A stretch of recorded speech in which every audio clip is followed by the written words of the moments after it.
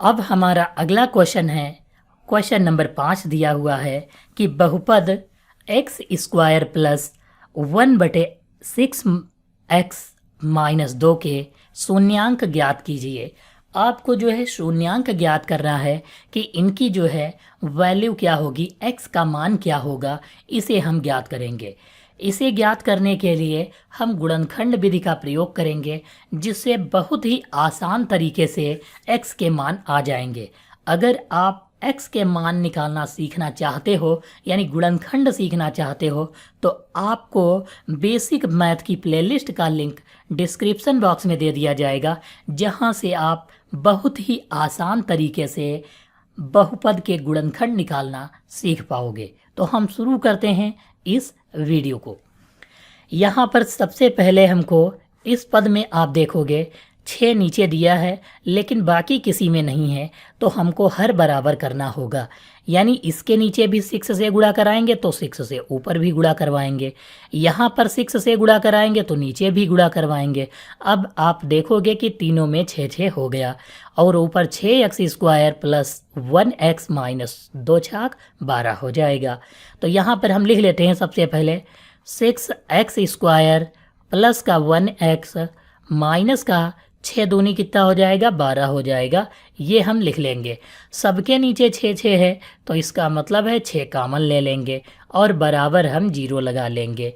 इसके नीचे 1 मानेंगे और कैंची की गुणा करवा लेंगे। इसकी गुणा 1 से करवाएंगे तो इतना ही रहेगा, यानी 6x² माइन प्लस का 1x माइनस का 12 और बराबर कितना हो जाएगा, 0 हो जाएगा। अब आपको यहाँ पर गुणनखंड करना है, तो इसके लिए हम 12 की गुणा अगर 6 से करवाएंगे तो 12 छंग कितना हो जाएगा, 72 हो जाएगा।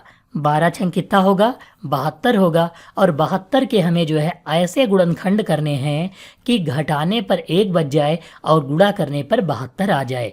तो 9 8 72 होता है, एक जोड़ा है 9 8 72। 9 से 8 घटाएंगे तो 1 बच जाएगा, और 9 8 की गुणा 72 हो रहा है। इसका मतलब यहाँ पर हम जो है यही गुणनखंड का उपयोग करेंगे, 6x² प्लस 9x। अब प्लस का 9x क्यों लिख रहे हैं, क्योंकि प्लस के 9 से माइनस का 8 घटाओगे तभी आपके पास 1 बचेगा, वो भी काहेगा, प्लस का जो है 1 बचेगा। तो यहाँ पर हम लिखे 9x माइनस 8x। अब ये माइनस लगाएंगे और यहाँ पर 12 लिखेंगे, बराबर लगाएंगे और 0 लिखेंगे। अब दो दो पदों में जो है हमको कॉमन लेना है। जो भी संख्या कॉमन दिख रही वह हम कॉमन लेंगे। जैसे संख्या 6 है, यहाँ 9 है, तो 3 के पहाड़े में 6 आता है और 3 के पहाड़े में 9 भी आता है। इसका मतलब 3 कॉमन हो जाएगा। x यहाँ है, यहाँ भी x है, लेकिन हमको जो है 1x, यहाँ 2x है, यहाँ 1x, तो इसका मतलब है 1x कॉमन मिल जाएगा। अब 3 से हम भाग करेंगे 6 को तो 3 दूनी 6 हो जाएगा। 1x से x को भाग करेंगे तो 1x से 1x कट जाएगा, तो एक ही x बचेगा, यहाँ पर लिख लेंगे। ये प्लस लिख लेंगे। 3 से 9 को भाग करेंगे तो 3 तिया 9 हो जाएगा।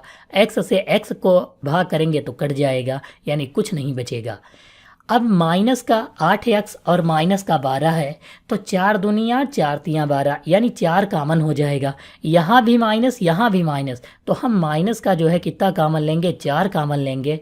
तो 4 दूनी 8, 2x और माइनस माइनस प्लस हो जाएगा, 4 तिया 12 हो जाएगा, यानी ये 2x प्लस 3 बच जाएगा, बराबर 0 हो जाएगा। अगर आपका सवाल सही लग रहा है तो इसका मतलब है कि दोनों ब्रैकेट में सेम होना चाहिए वैल्यू। तो यहाँ पर हम कॉमन अगर जो लेंगे, देखो 2x प्लस 3 अगर कॉमन ले लेंगे, क्योंकि दोनों जगह है, तो 2x प्लस 3 कॉमन ले लेंगे तो बचेगा क्या, ये 3x बच जाएगा और यहाँ पर माइनस का 4 बच जाएगा, जिसे हम कुछ इस प्रकार लिख लेंगे। अब हमको यहाँ पर जो भी वैल्यू दी है 2x प्लस 3, अब हम इसको लिखेंगे बराबर 0, और दूसरा जो पद दिया है उसको भी कुछ इसी प्रकार लिख लेंगे, 3x माइनस 4 बराबर 0। इसको लिख लेंगे। ये 3 प्लस का उधर जाएगा तो माइनस का हो जाएगा, यानी 2x बराबर माइनस का 3 हो जाएगा। ये जो 2 गुणे में x के लिखा है, अगर बराबर के दूसरी तरफ भेजेंगे तो माइनस का 3 ये 2 गुणे वाला बटे में पहुंच जाएगा, यानी बटे में 2 हो जाएगा। इसका आंसर कितना हो जाएगा? माइनस का 3 बटे 2 आ जाएगा। इसको हम पक्षांतर करेंगे माइनस के 4 को उधर तो प्लस का 4 हो जाएगा, यानी 3x बराबर प्लस का 4 हो जाएगा। यह 3 जो दिया हुआ है गुणे में है और गुणे वाला इसके बटे में आ जाएगा, यानी x बराबर 4 बटे 3 हो जाएगा। तो दोनों की वैल्यू कितनी आ गई? माइनस का 3 बटे 2 कामा 4 बटे 3। यह जो है इसके जो है शून्यांक हैं। हम यहाँ पर कह सकते हैं कि अल्फ़ा का मान माइनस का 3 बटे 2 और बीटा का मान 4 बटे 3 है। यह जो है इस सवाल के शून्यांक है।